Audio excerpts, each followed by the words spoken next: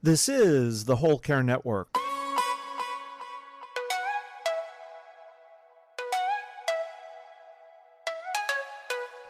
Helping you tell your story one podcast at a time. Content presented in the following podcast is for information purposes only. Views and opinions expressed in this podcast are solely those of the host and guest and may not represent the views and opinions of the Whole Care Network. Always consult with your physician for any medical advice, and always consult with your attorney for any legal advice. And thank you for listening to the Whole Care Network.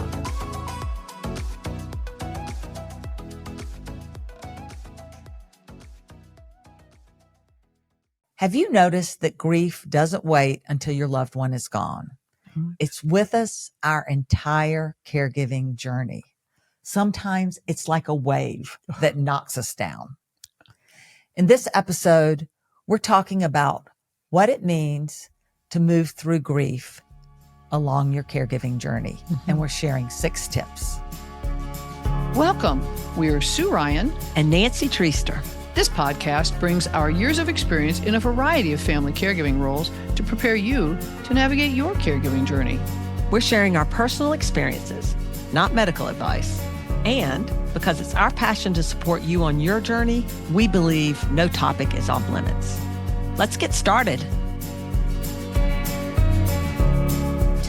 Nancy, as caregivers, we know grief is something we're going to feel after our loved one passes away.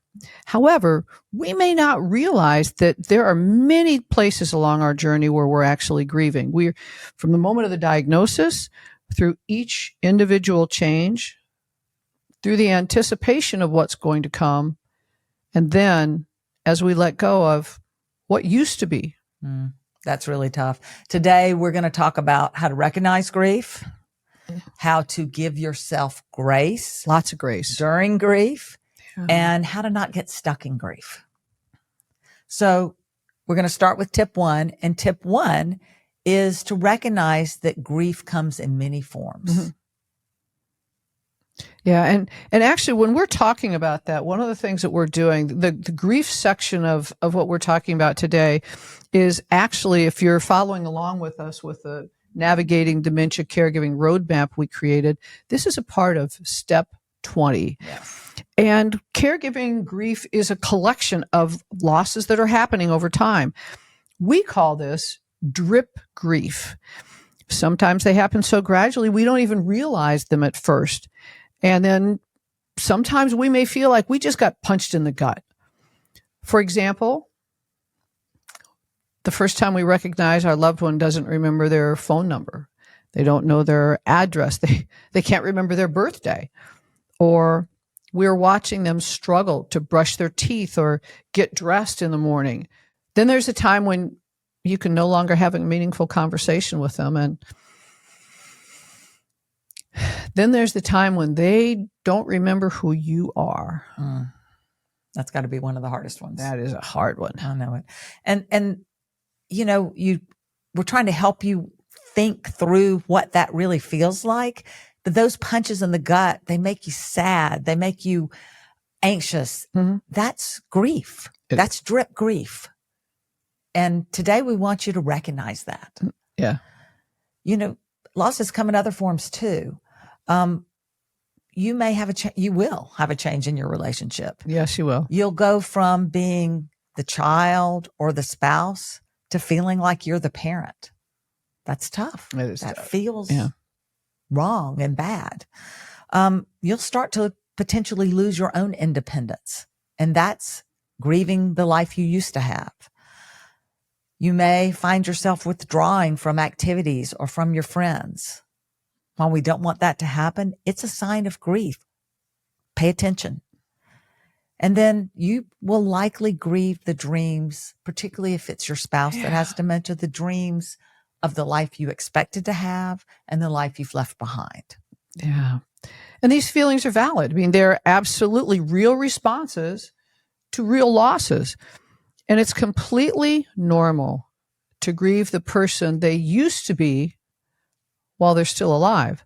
Grieving during caregiving is as real as grieving after death. Right. And that's really something we want to raise awareness to today. Sue, I remember when I realized, I can still see it standing in my kitchen. And I realized that my husband didn't know our phone number. We had the same phone number for 25 years. And when I realized he didn't know our phone number, I, probed a little further and I realized he doesn't know our address. He doesn't know his ATM code. He doesn't know his birthday or how old he is.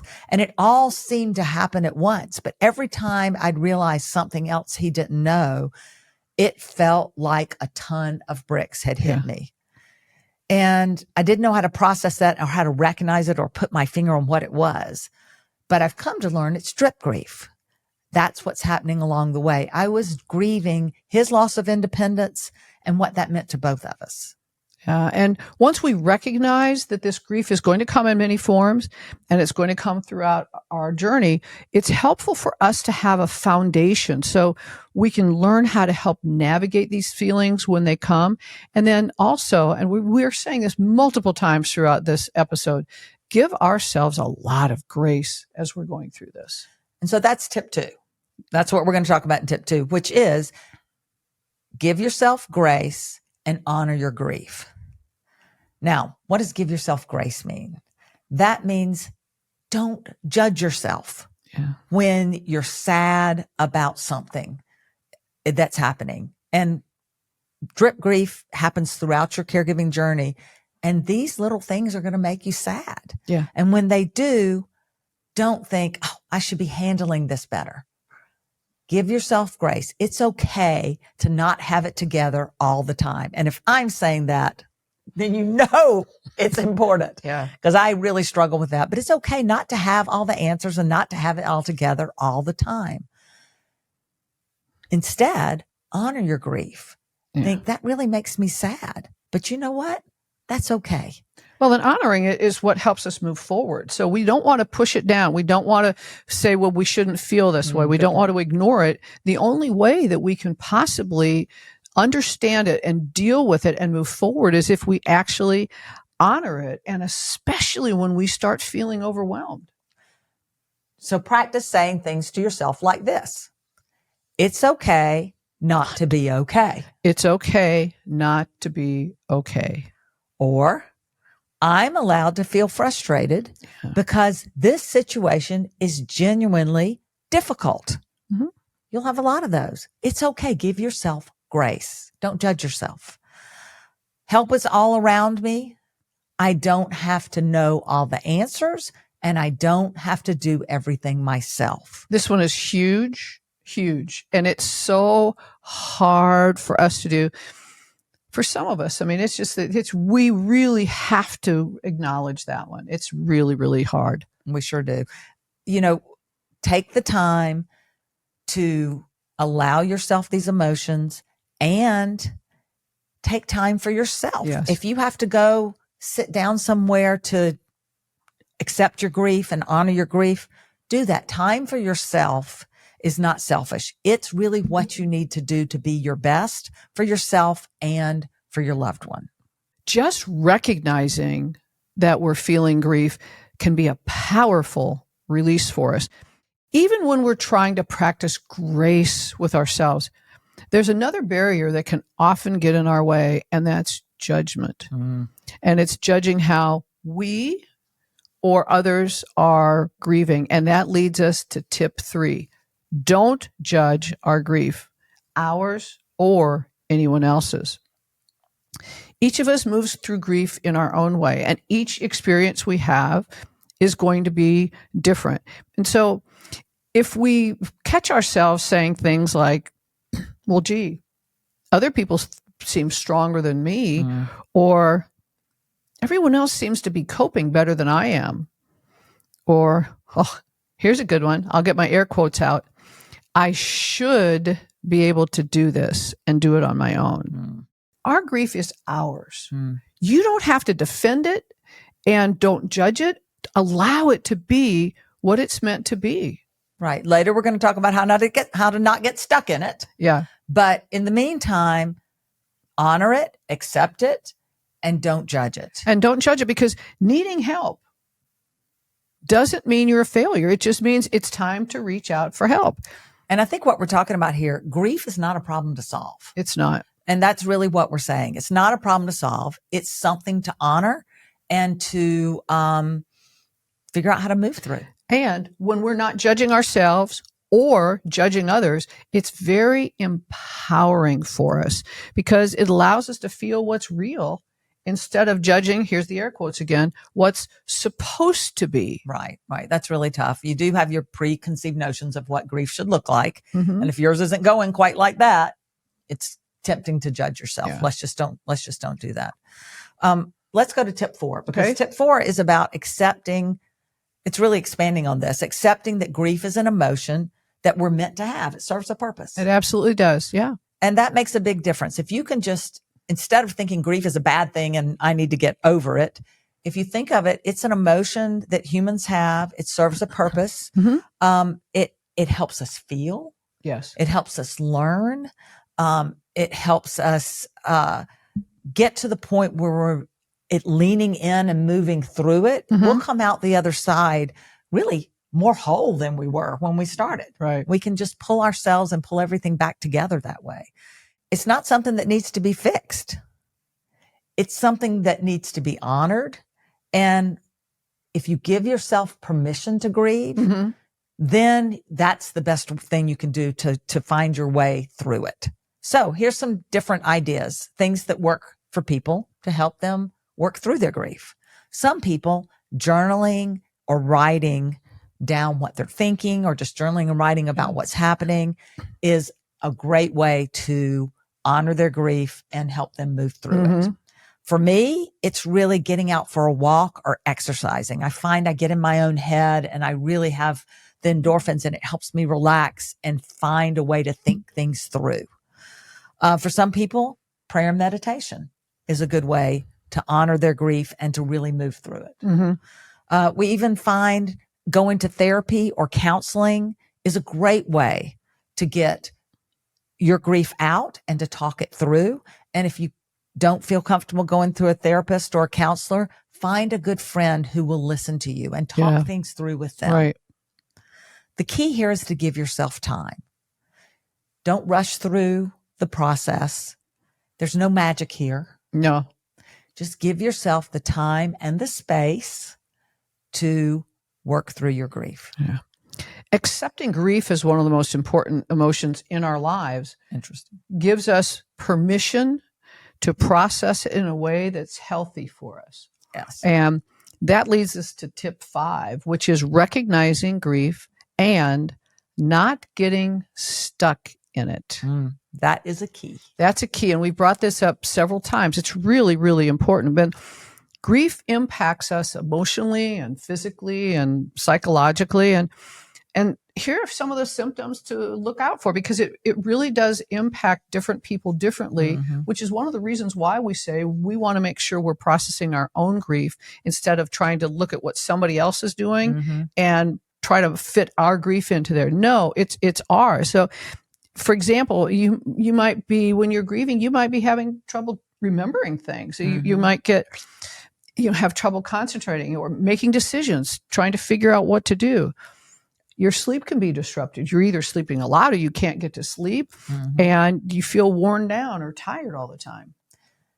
Emotionally, another way to recognize your grief, are you angry and do you overblow things? It's not your anger is not appropriate for the situation. You may not. And you shock yourself. I mean, I know I don't get upset. Right. I'm just not a person who ever gets upset, hardly ever. And I remember that something happened and it was so insignificant, and I just blew it way out of proportion. And while it was going on, I was like, who is this person? Right. That's important. I was grieving. So you just think, what's happening to me? But it's drip grief. It's that little bit of grief. You're grieving the situation as much all as along the way. So watch yourself, because we just want you to be able to recognize it as grief when it comes to you. Do you have more anxiety and worry than you typically have? Are you detached from other people? Do you find yourself kind of stuck in this level of sadness and despair you can't get out of? Can't get out of it. That could easily just be grief. Yeah. So here's some behavioral things that we can be watching for as well. And I recognized some of these in myself, is that, we lose interest in the activities that used to really bring us a lot of joy. We just find ourselves withdrawing socially, and we start to isolate. We just can't figure out how to get back and get engaged. And I've talked to people who've lost their appetite and people who just can't seem to get enough to eat. So it can disrupt how you feel about food and eating. And the thing I've learned in my life, and I've done a lot of studying about this, because when I started recognizing drip grief, I wanted to really understand the grieving process. And one of the things that I learned is we're not meant to stay in any emotion. And grief is an emotion. So we're meant to have it, or like you had said before, if we weren't meant to experience grief, we wouldn't have it. But we're not meant to stay happy all the time. We're not meant to stay sad all the time. We're meant to be in that emotion, learn the lessons from it, and move on. And you're going to gradually find yourself moving back to living, not because you're forgetting your loved one, but because you're remembering yourself. Something I want to mention that last year, my father died in January, my father-in-law died in October, and my husband died in December, all in the same year. And so I had a lot of experience with my own grief, but also my mother's grief and my mother-in-law's grief. I've told a lot of people this story. When I was caring for my husband, I really worked hard to feel good that I was giving him the best care I possibly could, and told myself, I am working so hard at this to make sure I feel good about his care. I am not going to be one of those people that after he passes away thinks, wow, I wish I'd done a better job. Well, let me tell you this. It wasn't 2 or 3 weeks after he passed away where that's all I could think about. What if I'd done this instead? Yeah. How much better of a job I could have done. And then I was listening to my mother say the same thing about my father, and my mother-in-law say the same thing about her husband. And I realized this is just a natural part of the grieving process. So I just want to raise that to everyone's awareness so that they get a chance. If your loved one does pass away and you find yourself doing that, just realize this is natural, particularly in dementia caregiving, where it goes on for such a long time and it is very difficult. Just know it's really natural to second guess how you caregave, and, let yourself honor your grief, let yourself go through that, and don't judge yourself. And what's really important with that, Nancy, is it's so easy when you get to that emotion that's not supporting you. You're actually, when you're judging yourself, a lot of people say they feel guilty. Yes. They should have done more, or they're second guessing themselves and they're putting themselves down. Well, you're not really feeling guilt, or you're not feeling these other things. What you're really feeling is sad. Yeah. And if you don't use the right emotion, you can't process it and get through it. So when we start to hear ourselves using emotions that don't support us, stop and take a step back and say, what am I really feeling? Is it sadness? And when we understand this, when we really kind of figure out that we're really grieving, we're sad, and we did the best that we could. The best we could. That's all you can ask for. When we recognize that, it also helps us be more compassionate with ourselves instead of judging ourselves. Right. So we're back to giving ourselves grace, right? Give yourself Lots a break. of grace. Yeah. Give yourself a break. I do think there is a time sometimes where grief really becomes your home, and you get, people do get stuck in grief. Yep. I can remember my mother, when her mother died, my grandmother. It was 6 months later, and I was talking to her on the phone about something, and she started crying. And I noticed she had been crying a lot. And so finally I said, Mom, how often do you cry? And she was never a big crier. Mm-hmm. And she said, well, I cry every day. And I'm like, Mom. Wow. And so I guess my point is, she wasn't crying about her mother. It's 6 months later. She was crying about something completely different, but she cried about something every day. And I said, Mom, this is not right. I think you're stuck in grief and we need to get some help. Mm-hmm. So don't think it's that you're stuck in grief means you're stuck crying about your loved one every day. It could easily be that you're stuck in grief and you need to recognize it, because it may not show itself because you're thinking about that person all the time. It could show itself in lots of other ways. Irritability we talked about, and jumping on things and showing the wrong emotions. So just beware. Sometimes you're stuck in grief like my mother was for 6 months, right? Yeah. Sometimes you're just stuck in grief today. You can't get out. You're wallowing in your grief. You're thinking about your loved one and you're sad and you can't stop grieving. And I want you to think about a way that you can just change your environment. So try going on a walk, going to the grocery store, calling a friend and going to coffee or lunch. But when you just can't even get through the day because you're stuck in it for today, try to change your environment. That's a way to keep you from just continuing to wallow in that grief. Yeah. And that was one of the things that was such a valuable lesson for me in learning about processing grief, is that when I started feeling like I was losing myself, I did something. I either called somebody in my support group, I reached out to a friend, I did something that brought me joy. That's a good idea. I did something. So here's another thing that's really, really important, is that we don't have to be in a crisis to ask for support. When we start to feel it, I mean, it was so helpful for me, is that the minute, and when we sense something's not the right way. So reaching out really helped me stay more grounded. It kept me from going way down the path and not being able to get out. And it helped me explore different ways. And so this is where the emotion kind of supports us. It taught me ways about myself that I could get out of grief, that I could do things that changed my environment. And it was a healthy way of doing it. Well, you know what? That leads us to tip 6. Well, there you go. Which is let grief teach you. So it has some wisdom to offer if you'll listen. It does. And this might shift the way we think about grief.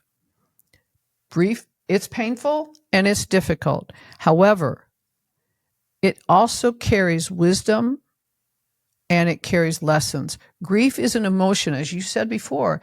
It's meant for us. It's meant to teach us things if we're willing to listen. And so, for example, when we talk about every emotion has a purpose in our lives, one of the things it taught me is I learned the more deeply I grieve, the more deeply I love. And it helped me understand how deeply I do love. I learned I was strong and I was resilient in ways that had never occurred to me, that I had no effort. So it's taught me to pause, to kind of take a look. And one of the things it also taught me is it taught me to find beauty in even the tiniest little moments and just celebrate those. It didn't have to be a big thing, but it could bring me joy, and I could feel that without holding back. You know, you do find as you're moving through grief, you do find that it transitions from being grief about the dementia and the unfairness of what your loved one went through to second guessing everything that you did. To there is a point where it transitions and you start to think about your loved one before they ever had dementia, and you find the joy in the moments. Yes. And it does the person they were for those last few years does sort of fade, and you start to remember the person that they were before and honor that person. And it is when you move through it, it does kind of come back to joy in the end. It does. And one of the things I learned, and I share with so many people, is when we have a loved one who has a neurocognitive diagnosis, their heads may not remember us, their hearts still do. Yes, of course. So we talked about grief today. We talked about how to recognize grief, how to give yourself grace and honor the grief that you're in, and how to help yourself move through grief. So let's summarize. Okay. We shared 6 tips in this episode. Yes, we did. Number 1 was recognize grief isn't one thing. It's many things. In caregiving, particularly long-term caregiving like dementia caregiving, you have drip grief along the way. You have anticipatory grief as you get towards the end, and then you have the grief after your loved one passes. Absolutely. All of that grief needs to be honored. And tip 2 was give yourself lots of grace as you honor that grief. Absolutely. Tip 3, don't judge your grief. That's just a tough one. Compare it to anybody else's, and don't judge how other people are grieving as well. And tip 4, accept that grief is an emotion we are meant to have. It serves a purpose in our lives. Tip 5, recognize grief and don't get stuck. Oh. And tip 6, grief has lessons for us and it has wisdom to offer us. Yes, it does. If you have tips about how to move through grief, recognize grief, honor, and give yourself grace, please put those on our Facebook page or our Instagram page. The links are in the show notes. If you like this podcast, please subscribe to it or follow it. Rate it. We really, really appreciate it. Now, every podcast has a matching blog. So whatever number this podcast is, there'll be a blog with the exact same number. We've effectively taken the notes for you. And if you're following along with our 20-step navigating dementia caregiving guide, you can download that at the caregiversjourney.org website under the guides page. It's the first guide that's out there. But guess what? The links will also be in the show notes. There you go. And just like everything else we offer, it's complimentary. Of course. So grief is with you throughout your dementia caregiving journey, but we want you to know we're all on this journey together.